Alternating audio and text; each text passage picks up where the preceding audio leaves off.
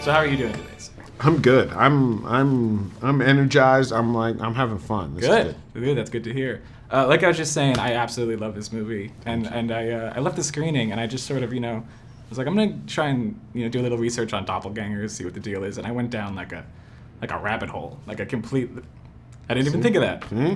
For lack of a better phrase, it went down a rabbit hole. I'm wondering how much of that you did, how much you explored the lore and stuff like that, or did you just start with the idea of like seeing yourself would be scary?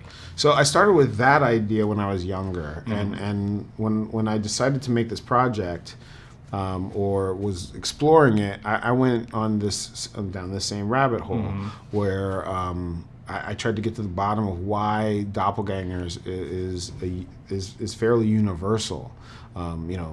Just about every mythology has some version of the doppelganger tale, and there tends to be a harrowing menace attached to the mythologies as well. So yeah, I did some research. Mm.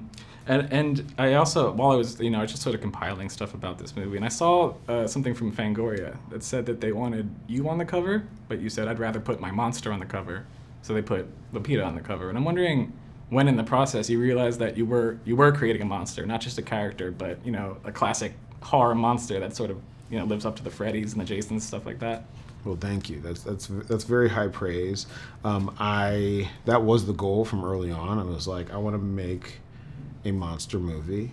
I think part of it is when you see a charismatic and well-designed monster, it is magnetic, and in the tradition of monster stories, I think empathy lies underneath it. You with Frankenstein, for example, you are terrified of him, but you are also invited to relate to him and empathize with him, which I think is such a fascinating subgenre.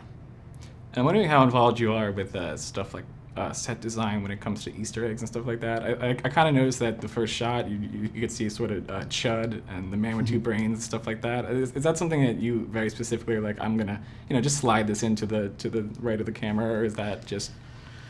Yeah, I focus a lot of attention on these little fun moments, but also my art team, Ruth De Jong and her team, have very clear orders to fill it up with Easter eggs and make connections. So it's really at a certain point, everybody on set knows how I'm working. So somebody could come up to me and be like, "Oh, you know what? This is kind of like that thing and that can be incorporated." It really is this. It's a collaboration. And over the years, we've seen people like James Wan and J.J. Abrams sort of create their own little horror universe. And I'm wondering if that's ever, crossed your brain that you have Get Out and this movie Out. Have you ever thought of, sort of connecting them or keeping them all within the same universe or something like that? Yes, I have thought of it.